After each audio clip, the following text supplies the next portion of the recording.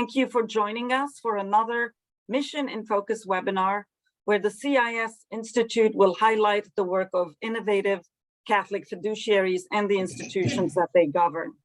Today, we will explore the work of the Daughters of Charity and the unique challenges they face.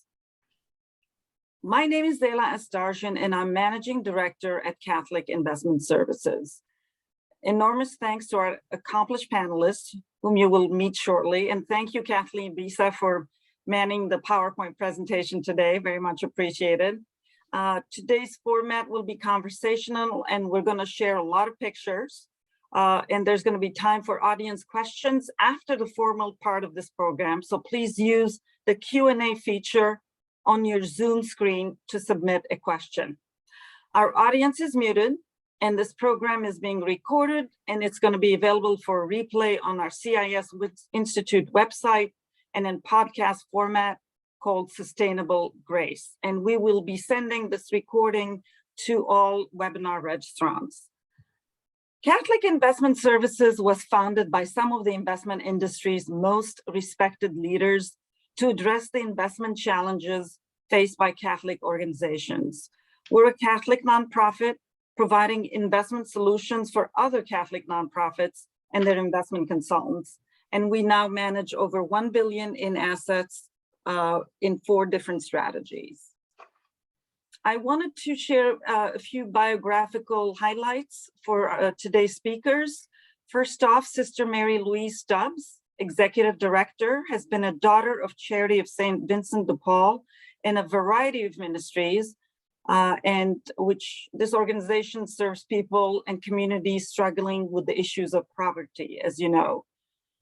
Drawn to this life through her interest in medical research, her first ministry was in Carville, Louisiana, for persons with leprosy. This experience led to an expanding career in healthcare, hospital foundation boards, and various leadership roles at Catholic institutions in St. Louis, Little Rock, in New York, and Austin. And she did a lot of turnaround interim assignments in struggling organizations. The richness and variety of her experience has served her well in her current role, shepherding the International Project Services Office of the Daughters of Charity as Executive Director. Today's moderator is Dan Coyne, who's an International Project Services board member. Dan received his BA from Marquette University, where he was an Evans Scholar. After receiving his JD from Harvard Law School, Dan served as a lieutenant in the Judge Advocate General's Corps of the U.S. Navy. His legal career focused on complex transactions for various charitable organizations. He has represented the Daughters of Charity and numerous other health systems and charitable activities. Dan served as a pro bono basis for 29 years as the General Counsel of the Evans Scholars Foundation. And in 2014, the Daughters of Charity in Chicago recognized Dan with their Fleur de Lis Award for his commitment to empowering the families and individuals they serve. In 2001, Dan was a founding member of the Board of Trustees of IPS.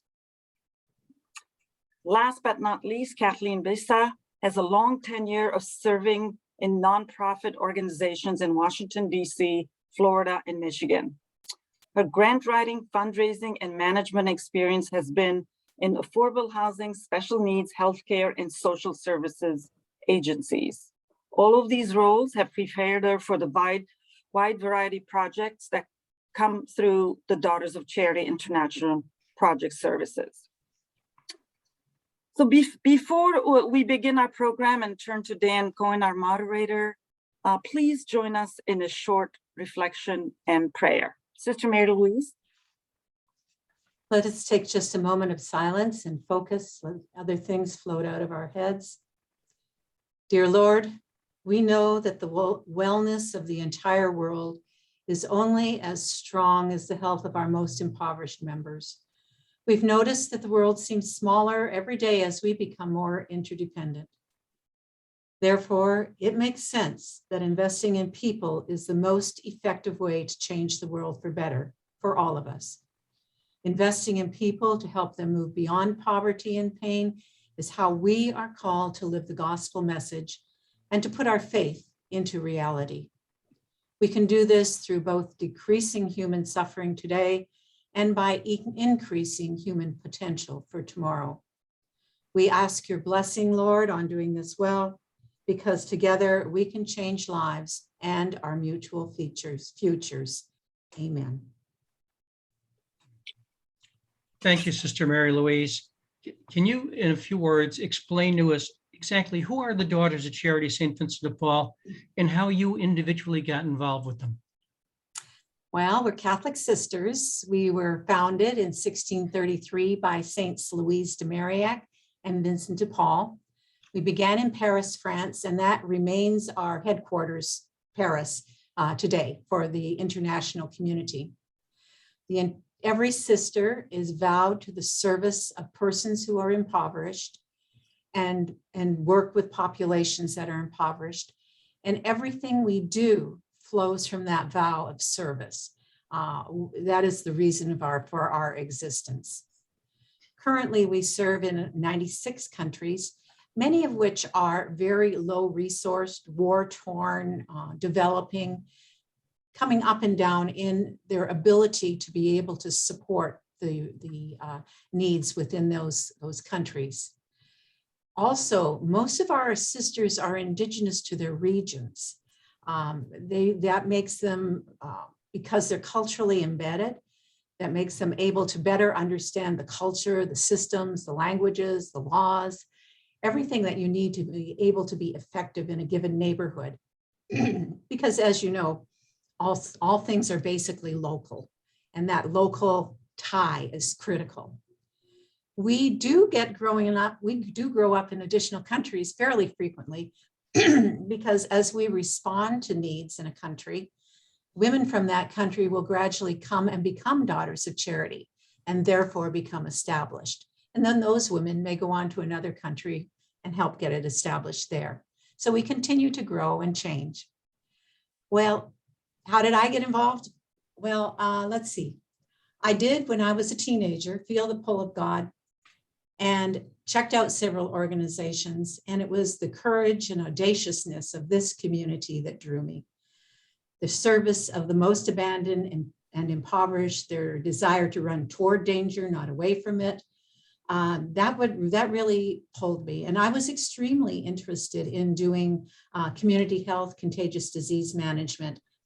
And there's nothing any more infectious and any more contagious than poverty.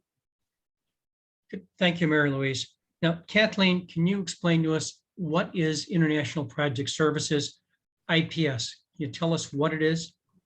Sure. So, Dan, IPS was established in 2004 to carry out the mission of service to those who are poor. And IPS facilitates funding and resources and relationships for Daughters of Charity projects around the world. Our goal as IPS mirrors that of the Daughters of Charity to minimize human suffering and foster sustainable solutions to global poverty. And an interesting thing about IPS is that our operations are supported by the Daughters of Charity organization, so that 100% of the funds that we raise go to the local projects. And while we mimic the activities of a foundation, we are not a foundation. All project funds are raised for specific project-specific grant writing and donation allocation. Can you tell us a little bit more about the history and mission of IPS, and how you developed and how you've gotten to the point where you are? Sure. After I stop flailing through the slides, Dan, sorry about that. Yep. So There we go. here we go. IPS was created to facilitate the work of the Daughters of Charity sisters. And we exist to support their twofold mission. Again, relieve the immediate suffering that the sisters are encountering around the world, and then build systems that help avoid poverties. And an example, just to kind of take those words and put them in a real life context, is that sisters will maybe start a feeding program in school, and over time, the children will more reliably attend school, and then the parameters of the community will be raised because of that educational experience. So the sisters are primarily Indigenous and trusted locally, and they're culturally competent. And so, but still raising funds in their small, low resource areas was challenging. And so IPS was created. And one further sort of mini mission that we have is that we encourage the sisters to learn program and grant management, as well as fundraising. So we endeavor to show them how to go ahead and do the work that we're doing. Our goal maybe would be to work ourselves out of a job. So, Sister Mary Louise, we've heard some general descriptions. Can you get more specific with some examples and show the impact that IPS has had? So how long have you got, Dan? I can talk all day about some of the impact I've seen. I'll give you a few minutes. Thank you so much. We'll hit the high spots that I prepared here. One of the areas that we deal with, and something that's much more common than people know, and that's human trafficking. So we do human trafficking interventions in multiple countries, usually in a network of organizations, because this is an extremely complex issue. In fact, it's one that I have worked with in my past a little bit. So we've got big programs going in Colombia, Cambodia. I think we've got one going in Tanzania for prevention of human trafficking through awareness by actually helping those who are enslaved, and the complexity of recovering from being trafficked. So in the photo, you can tell the photo on the right, the woman is chained. The woman is chained. It looks like it's just at the beginning of a rescue situation. Our sisters are pretty gutsy. They get right in there. So you have to be careful though, because it's dangerous for everybody if you don't know what you're doing. The next one is one of my favorite, and that is working with street children and abandoned children and orphan children, because that was one of our very first ministries nearly 400 years ago. And it is really tightly connected with human trafficking and refugee flows. So with human trafficking, that includes children that get out on the street somehow and get trapped in prostitution or drugs or petty crime, and are totally controlled by their handlers. They are not safe at all. And so we do try to bring in those children as much as possible, starting with tempting them with food and a nice warm place to stay, and then helping them develop into being able to be more self-sustaining. Now, the reason I really love this is the Daughters of Charity started out in French. The name is Charity Girls, Filles de la Charité. And it started out with girls who were fleeing a war in France, and they were on the streets of Paris, and they were hired by Vincent de Paul and Louise de Marillac to carry soup pots. And so we started out to be on the streets of Paris, and our convent is still in our constitutions, the streets of the city. So it's a favorite and always needed. Health, of course, in every form of health is a really common component in all of our ministries, from small community outreach programs, street clinics in Eastern Europe, multiple regional hospitals in multiple countries, Nigeria, Congo, Philippines, all a part of daily ministries. The photos, one is in Congo and one is in Albania. Refugee relief, looking at that slide. This one, you're probably aware of the situation in Ukraine, but at any given time, according to Amnesty USA, there are 65 million displaced persons, either internally or externally, and about 22.5 million that are truly refugees on the run. Ukraine's what we've been focusing on recently. We also work with refugees in Central America, Tunisia, other locations, and it has been a big focus. And you can see people have absolutely everything they own on the back of a donkey-drawn cart, or their baby in a cart, and no way to get food other than the kindness of others. So our sisters provide shelter, sustenance, support to people at many points of the refugee relief. One that's going to be a big help in the future is women's empowerment, particularly for women. We do that through education. We do it through programs to reduce cultural norms like female genital mutilation for those women who want to get out of those situations. We do skills training, community development systems, and entrepreneurial programs. For example, if you see these smiling women in India and a smiling sister in front of them, these women are graduating from an entrepreneurial program where they learned how to make household supplies like laundry soap. They learned how to sell those products and how to set up their own entrepreneurial programs. At the beginning, they planted coconuts. At the end, each of them got enough coconut trees to start their own little coconut grove. Again, continue to grow. HIV, AIDS, and neglected diseases such as leprosy, cholera, etc., are a very, very large part of what we're addressing, because again, this is going where angels fear to tread sometimes. We do AIDS education and treatment centers in 8 sub-Saharan centers, and that's in 6 countries. We also have AIDS programs in Cambodia, Thailand, Ethiopia, etc. We have acute malnutrition is a big part of any program where people are chronically ill and not getting appropriate medicine. And if they are not getting enough food, the medicine doesn't even work. So the 2 photos of the children indicate 2 of the issues that we run into. One is acute malnutrition, the baby on the left that does not want that food, even though he is starving. And he does not want that food because when you are starving, it hurts to eat. And so we have some special things that we have to do with those children. The other child was probably chronically malnourished and has now got what you call stunting issues, whereas they may have enough food now, but the damage done is permanent in many ways, both physically and intellectually.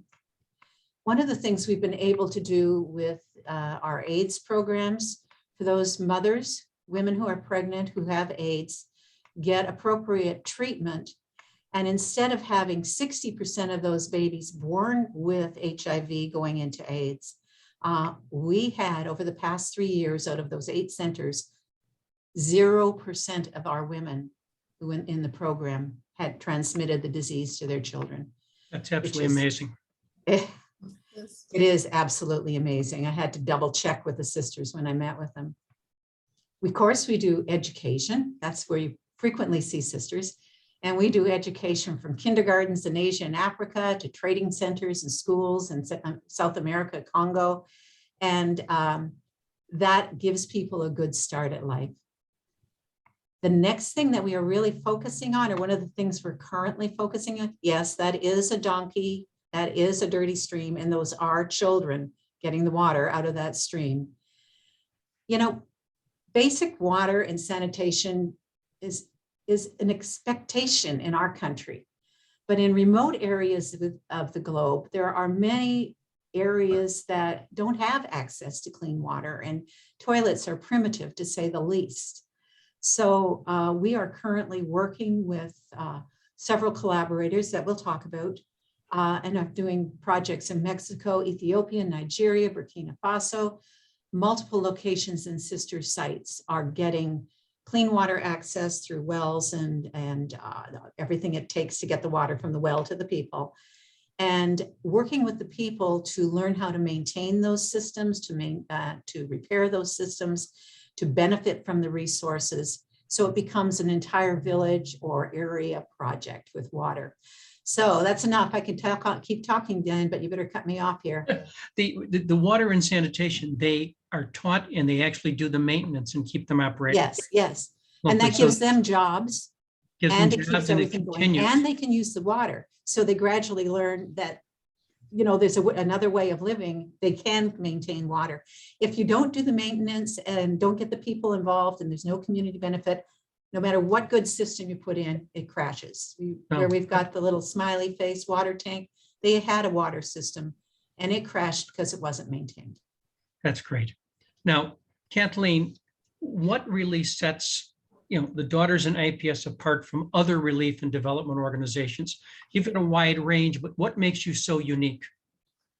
Dan, what's most unique about IPS is that the projects that we seek to fund are always begin with the local sisters. It's an organic sort of process that evolves from the people that the sisters are serving and the communities in which they live. So the sisters are also embedded and serve in the local cultures and communities. Like some other relief organizations, the sisters remain and they provide consistency and continuity. And they also ensure that if there are follow-up issues that emerge, or if there are issues that are pervasive and ongoing, like Sister was mentioning, human trafficking, the sisters are, again, they're staying in the community. And then as you just mentioned, if there are training opportunities, or if there's construction, IPS will look for local engineers, local construction companies. So it's all very locally based. This brings us to a very critical question, Sister Mary Louise, and that is, where does your funding come from? Because without the funding, these are nice stories, but they aren't going to happen and continue to happen. Tell us how you make this work. Well, as we mentioned before, IPS is a 501c3 organization, but all of our office operations, our little staff, are supported by the Daughters of Charity. Therefore, every bit of money that comes in from donations and foundation grants, every bit of it, 100% of it, is able to go directly to the international projects and programs. And I know many of you have probably worked with foundations, and you know that every foundation has specific goals that they're trying to meet. So what we do is we try to match the requests from the sisters with the goals of a foundation. And then it becomes a win-win situation, because we ask them for money to do something that is a part of the goal that they want to do anyway. So it does become a win-win situation. We do get donations. We have a base of about 2,000 donors who make modest and consistent gifts. And that's what makes things flow. That makes all the difference in providing the needed assistance. So we're always looking for more donors that in some way will be able to help us. And I see you've got our young man on the screen. This young man has autism. And when he heard about the fact that we were raising money for the children in Ukraine, he started making paintings of sunflowers. He said, I'm going to make 12 pictures of sunflowers and I'm going to sell them. And he did. And we got $400, and that $400 is now helping children in Ukraine. So or somebody in Ukraine, with the sisters doing the work. So this is really, I can't explain how important it is that for every dollar we get, it makes a difference in someone's life. So yeah, these donors are important. And people want to be sure that their gift is going to go where it's supposed to go. We even had a donation of $1,000 that was collected by grade school children in Maryland. Thank you, sister. Thank you, Sister Joanne. Now, some people do have the ability and prefer to do larger amounts, or even sponsor maybe a complete project. For example, the photos we've been showing you are some of the projects that have been sponsored by the Peter J. King Family Foundations out of Minneapolis. They've done a huge biomedical laboratory, a new school in Cameroon, water projects in Masanga. This is a tribute to what their father wanted to see done. What's beautiful is that there's a great variety of types of programs and projects that we're requested assistance with. And as I said, we are serving 68 or 70 countries right now. So there's opportunity for people who have a particular desire to donate to a type of program, a type of situation, a particular country. We have a lot of those opportunities available. We really, really do appreciate, though, the undesignated gifts, because those are the ones that we're able to use for the most urgent needs at the time that those needs are most urgent. It's important to note, I know that many of you are financial people, it's really important to note that we have a very secure system for handling the money from a time it comes through our mail or through our computer, through our website, all the way till it gets to the sisters. It's a very tight system. We need to be able to guarantee that what the donors are assured that their hard-earned money is going exactly where it is that they want the service done, or that where the service is needed. So that after that money is distributed, actually we send the money through Paris because they know how to get it into those different regions. But after it is distributed, we send a letter to each and every donor that tells about the project and sends them a picture. And when we get the evaluation about 12 months later from those sisters, we send them a letter, tell them the results, send them another picture of what happened. So we really, the sisters may know what the needs are, and they know what's needed, they know what the people want, but they can't do it. So we really do depend on the teamwork of the donors and the teamwork of the people that work with us, the teamwork of the local people, and the teamwork of our collaborators. So bottom line, we provide an easy way for good people to do good things because we are the bridge between them and the people who need the help. And you report to every donor where they're donating. Every donor. That's great. Now, Twice at least, more often if you give us more donations. Now, Kathleen, how do you prioritize which country and what project to work on? I mean, you obviously have more projects than you can fund, even with very successful fundraising, but how does it work? How do you find out about the projects, and how do you then decide which ones to fund and when to fund them? Yeah, Dan, I'm going to take it right back to the beginning again. It always starts with the sisters. We receive the applications, and so it's not anyone is masterminding what type of projects are coming through. It starts with the sisters, and it's organic to the needs that have arisen in their communities. And they work within their provincial leadership, and then they send the applications to IPS. And some of the applications that come in are annual, like food and medicine for prisoners in Africa, and the HIV/AIDS campuses that we were talking about. They also need annual support to provide care for all of the people that come through that system. And then there are other projects, Dan, that come in that may come in only once. We've mentioned already a couple times the water and sanitation systems, or the sisters have been in many communities for decades. So there may be like an elder care facility that needs a new roof. So that's maybe like a once every 20 some years project that comes through. So regardless of the project type that comes in, the application is submitted. We review them to make sure that they, fit the parameters of Daughters of Charity, and then we develop a fundraising plan, and we work with our regular foundations, and then we also take the donations that come in from the gifts, and then we just align them with the need that's there. And some of the projects are small and they get funded in about 6 months' time, and then others are larger and may take about 2 years for us to actually find the fundraising, because again, we don't have a pot of money. We're raising it as the applications come in. Thank you. Now, Sister Mary Louise, can you expand a little bit on that, talking about the dollars needed to do even big projects, places like what happens in places like Madagascar, and that part to add on to what Kathleen just said? I'm sorry. In terms of funding a project, can you add on I'm what sorry, Kathleen sure. said, talking about noting the big dollars needed doing big projects and other things? Right. We receive about 100 applications a year, and we always have about 180 or 200 active projects in one of the phases of the fundraising or the monitoring prior to final evaluations. And so we help coordinate each of those projects. And we've done completed about 1,400 since the office opened in 2004, 2005. We do use a good data system to keep track of every step of every project and every donation.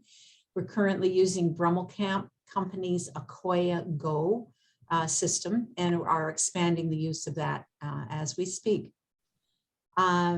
Each grant, as we told you, are sought and donations to reach the goal of a given project.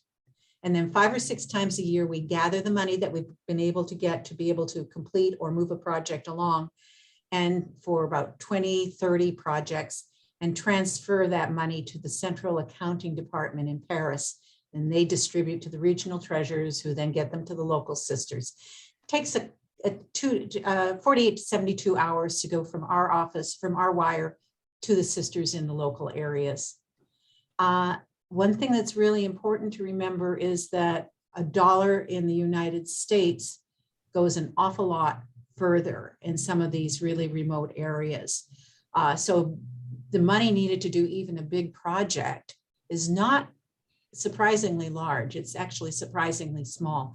For example, in Madagascar, our sisters feed the children every day at school, and it costs $6,000 a year to feed all the children every day at school, which is not much. That's for the whole year.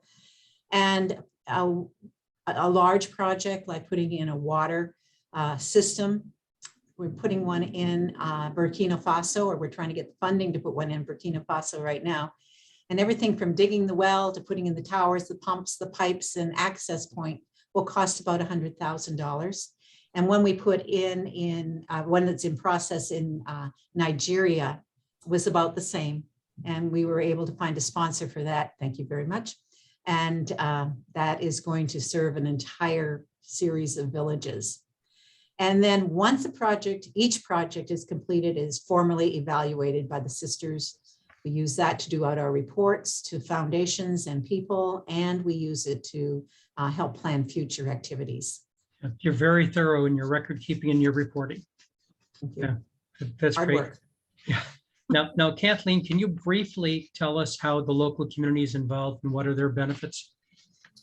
Yeah, Dan. So again, the sisters are often in a community for decades. So they are already aware of what the needs are. They see and they hear what's going on in the community. And so the projects come out of the many ways that the sisters serve. And so in a location where children may spend most of the days wandering the streets because their parents are busy working, maybe in a factory or some other role, the children can be preyed upon. And so when the sisters have seen something like that, they begin a couple of sort of like a multifaceted approach.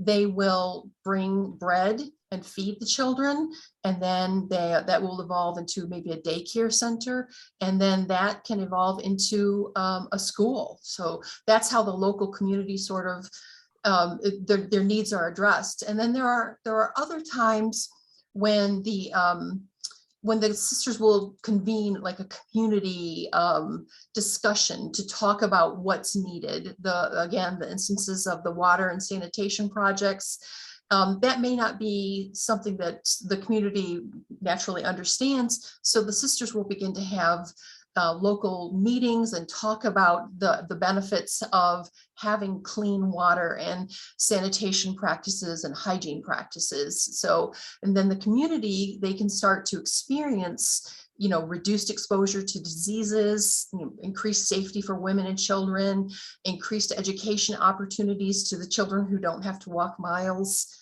to get water. And so those meetings that the community we're involved in are where it all begins. So it's always community-based with the Daughters of Charity. Thank you. Now, Mary Louise, can you summarize some of the challenges IPS and the Daughters are facing? Yeah, there are a lot of challenges. Obviously, political situations and infrastructure issues are a problem across the board. And that's why having our sisters who are embedded or Indigenous to navigate those systems allows them to do effective programming. We've got a lot of work in war zones, most recently in Ethiopia and Ukraine. And our sisters remain in service there, and then sisters from other countries provide relief on those borders or those camps and all along the migrant trail. There are always natural disasters. That one looks like a typhoon, and that looks like the Philippines. They've had several of those. And the community pulls together, and the sisters help get the plans together, work with the people, and the people help build their own places. We have floods and droughts, and one of the things that happens in floods is it destroys all the progress they've already made. We had a farm on the Amazon in Bolivia that was training people how to do farming. And after almost 50 years, it was flooded out. The animals were killed in the water, and the corn was just at the point for being harvested, and it was all gone. So the next project they asked us for was to get them spades and machetes so they could start over again. So we start over again. There are a lot of cultural issues, such as the caste systems, such as female genital mutilation systems. And those are so deeply embedded in the culture that they're very challenging to work with. And some people would like to not be a part of that anymore. And we try to make ourselves available. We talked a bit about neglected tropical diseases and other life-changing diseases. And we work with prevention and treatment in many, many locations, and especially long-term management of chronic diseases caused by these problems. And then, of course, there is an absolutely extreme and pervasive poverty that most of us cannot even imagine. And that's in so many locations, and it really limits people's ability to even hope for something better. So one of the things that the sisters bring is their presence and their activities, no matter what those activities are, that brings some hope for a different future to people. Now look at this sweet lady. This sweet lady illustrates quite a few of the issues: caste system, extreme poverty, chronic disease, which anybody who has worked with disease can pick it out immediately, and malnutrition. But I want you to look at her background. I want you to look at her eyes. I want you to look at that sweet smile. That woman has some hope because of what the sisters have done to work with her in her time of difficulty. I just love that. I just love that picture. She is so sweet. It's a great picture. Now, Kathleen, in terms of, can you tell us how you work with local governments, collaborators? And I think we're going to need to do this a little shortly because we're running short on time.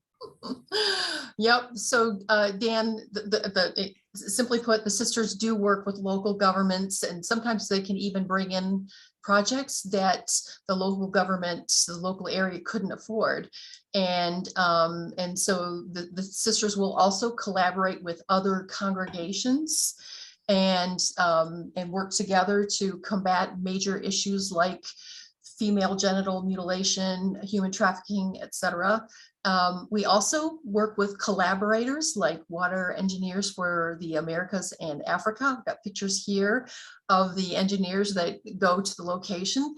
And then we also collaborate with agencies like Catholic Relief Systems, the community of St. Egidio, I can't get that one right ever, and then and other agencies to make sure that the resources that are needed are coming into the organization, into the community. Good, thank you.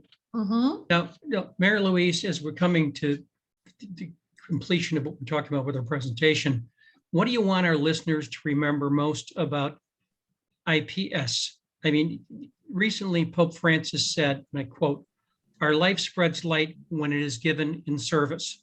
The secret of joy is in living to serve." Can you definitely believe elaborate that. for us about, what do you want people to remember about IPS and what you do and what you want to do and continue doing? I would like you to remember that you can be a part of the solution. You can be a part of the solution to current and future problems by investing in people in whatever way you would like to do that. IPS provides one way that can be done. And remember that if you are even a small part in a large network, collaborating together, we can really make some major impacts together. I want you to remember that we both need to decrease human suffering and increase human potential. And I want you to look at this picture and realize that every gift allows joy in the eyes of someone who had no hope.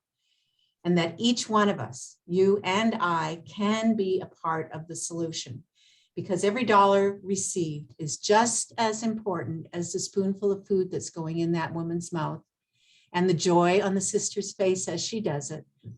Every spoonful of food cannot be given if there is no funding to help others, because if there's no funding for those projects, they can't be done. There is So joy remember to on pray both for sides us. of that picture. Each of He those likes women, that you can picture. see it. I think it's a fantastic picture. And that, thank you, Mary Louise. Thank you, Kathleen. Thank you, Dan. Thank you. Zela, Thank you, Kathleen. Zela, I understand there are a number of questions you've received, so I'll now turn it over to you. Oh my, we have so many questions. I don't know where to begin, but I'm so encouraged by, we have folks joining us from Nigeria, from Puerto Rico, from Ghana, from Dublin, Ireland. I mean, it's just amazing. I'm loving all the questions. Okay, so let's start with a question from Pat Deneen. Here it is. It says, are there any examples of projects that are recipients of donations that have been transformed into sustainable enterprises that are achieving break even and or profitability through local empowerment and entrepreneurship? Yes. Okay. Yes, for quite a few. The one idea is a training school in South America, and I think it's Bolivia, but I'm not sure, trains people how to do bakeries, how to cook food, and they've got a profitable bakery. In Congo, there's a school for children with disabilities, young people with disabilities, who now have a garden, who train those children how to make and sell products. And they grow their own garden. They have a welding class. The work that they are doing not only helps the school to survive, but it's helping each of them to have a career. Zela, let me just jump in real quickly. So there's a entrepreneur class that the sisters teach in the Philippines. And what's really interesting about that is the sisters are very savvy. There are the recipients of the class are given tools and training, but they're each one taught a different type of business. They're not all taught one model of how to raise your family out of poverty. It's very savvy what the sisters do. Wow, it's just I love hearing these stories. Well done. Okay, next question. And again, I think this is maybe Sister Mary Louise, you can start, and Kathleen, you can chime in. How many staff do you have in your main office? How do you follow up on projects? Do you visit these projects to evaluate them? I think that's a great question. That's a very good question. We have 5 staff members, including myself, and we do not go to those locations. The sisters are Indigenous. They work with the people. They know the systems. We trust them, but what we do is we provide resources to help them. We converse back and forth with them. We do best practice activities with them, and they report to us. They ask us questions all the time. We must get, I don't know, Kathleen, 25, 30 emails a day with questions from the sisters. So yes, the communication, thank God to modern computers, is pretty good. Although they use their phones, they don't have many of them do not have good computer systems. They do more on their phones than I can get done on the computer, I swear. And Zela, every project must follow up and give a report And our form is like 7 or 8 pages. So it's not simply, did you spend the money and, do you have any questions? So every project, even the $6,000 for feeding the children in Madagascar is going to do that annual follow-up, every project. Wow, that's wonderful. I think one of the questions you already answered, because it was saying with so many sisters across so many different countries, how do you organize and communicate? It looks like you answered that by saying it's the phone and email, WhatsApp, I'm assuming, right, Sister Mary Louise? That's correct. And the Daughters of Charity are an international organization. And so we have a very snug structure, with people reporting upward and different levels of authority and different levels of permissions and so on. So it's pretty snug and the communication is pretty tight. We can get around the world very quickly with electronic communication. And when the funds come in, the funds go through Paris to be distributed to the provinces and down to the locations where the various projects will be funded. As was noted earlier, IPS is not a foundation. It doesn't have a bank full or a pot full of resources. The funds come in and they're expended, in a fairly short order going out. There is an investment period of some time, but for that time frame, it's not something of any significance. You're talking about this is a way to distribute the funds to various daughters' activities around the world, and they're tightly reviewed, and they must be reported and they're evaluated. And in any way that it can be a sustained effort where people can continue, it will be done. That's part of their model. Does that sound fair, Mary Louise? Sounds pretty good, yeah. Well said. Next question. Poverty tends to be defined in differently in many parts of the world. Suffering and need are much more clear for an objective evaluation. Does IPS have an urgent response consideration for funding determination? We tend to want to be able to have several months for a project to get the money. But there are times, like with Ukraine, we did some crowdfunding, if that's how you say it, for the Ukraine situation, and we do have a short application for emergency situations. We do work with some foundations that do emergency, but in most cases, because of where we get our money, which is from the fundraising and the grant writing, we anticipate 6 to 12 months. And so, of course, when there's repeaters, when every year we know we're going to do food for the children in Madagascar and assistance to the prison in the Congo, then we anticipate and are raising money for those things in anticipation. Zela, that's a point where teaching the sisters to be good project managers is to anticipate, to submit that application early and annually, to give yourself the lead time so that the poverty needs can be addressed. That's great.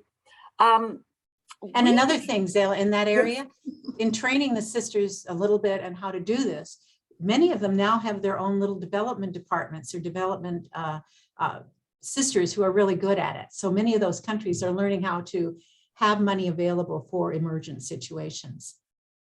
That's great. We sort of addressed this question, but since it's being asked again, why don't we maybe delve deeper into this? It says, sounds like teaching a person to fish is your strategy. Could you please elaborate on the skill building aspect that you teach the underserved? That depends on the project. But let's see, and Kathleen, pop in on this. But I think as people learn basic skills, the sisters also help them extend that into entrepreneurial situations. So it's not just learning how to do a kitchen garden. And one of the things we do is small wells, shallow wells for kitchen gardens to feed yourself and your family, but then maybe get a market garden and teach them how to sell. And then how do you save money? And then sometimes they'll do little microloan systems within a village, so that people are working together in situations. So it really depends on the situation in the project. But the goal is always to work ourselves out of a job with every person we work with, so that they can be self-sustaining and self-actualizing. You talked about women's empowerment, and you gave some examples there. Yes. You women's also talked empowerment. about bakeries and Yeah. having people learn how to do bakeries. So you're trying to empower everyone that it's possible to do so, to get more independent and able then to share with others. Does that sound like a good description? Dan, we want Yes. to pivot just a little bit there, because it's not IPS doing that. No, It's the sisters. daughters. It's the doing daughters, that. okay. We- Yeah. It's not related. I us. mean, it's not IPS's funding, but IPS is the initiator of a lot of these things. And then the daughters in their general mission will expand that. Right, we give them a kickstart with the funding. You know, you need that first step a lot of times, and they go from there. We've done things and we've never heard from that group of daughters again, because they're self-sufficient now. The children's for abandoned immigrant children or children in Israel that didn't have a place to go, we had a shelter for them. And with funding that we were able to get, the sister Simone there was able to build it up into a Montessori school. And now the whole school is self-sufficient Yeah, and so- still taking those poor immigrant children. So, Yeah, and so to answer the question about the fishing, you not only teach people to fish, but sometimes they learn how to have a fishing business. that's true. It's true. We have a question from Lebanon, and they're having some difficult times over there, as you know. Yeah. How can we be helped in Lebanon, especially Catholic schools, Daughters of Charity? Thank you. I'm sorry, I missed the question. So the question is, like the Catholic schools in Lebanon, I think Oh, the yeah. person is asking, need help. How can they be helped? Or I don't know how much work I think you've done work in Lebanon. We right? have, and one of our schools was badly damaged in that large explosion. We do hear from those schools quite often in Lebanon, and the need is great. We also have Sacred Heart Hospital there in Beirut, and the need is great there.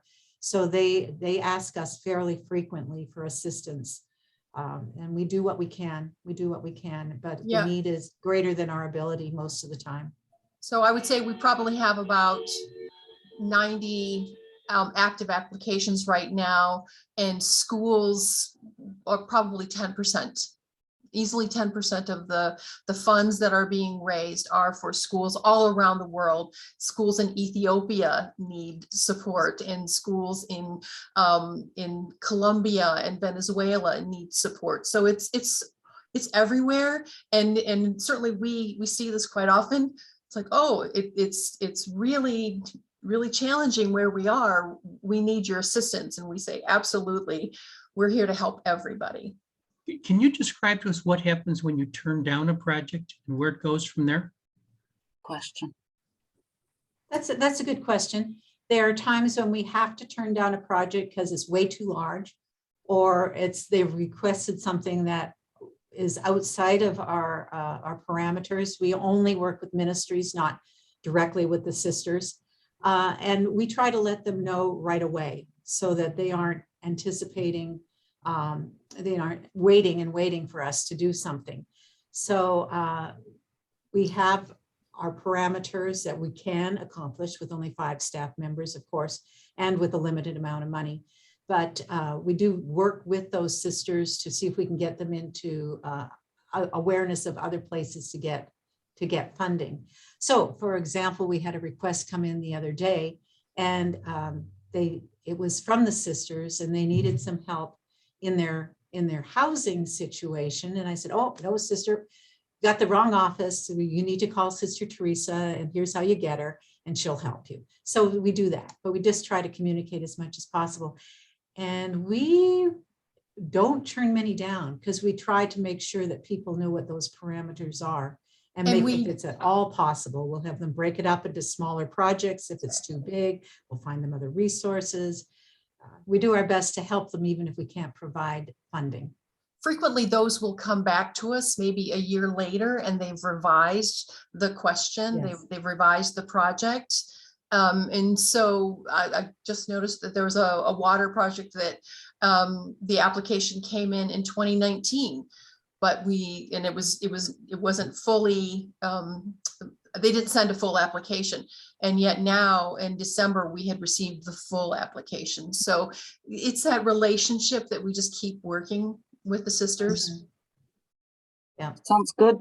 I think this is going to be our last question because we're running out of time. What has been your most rewarding experience project so far?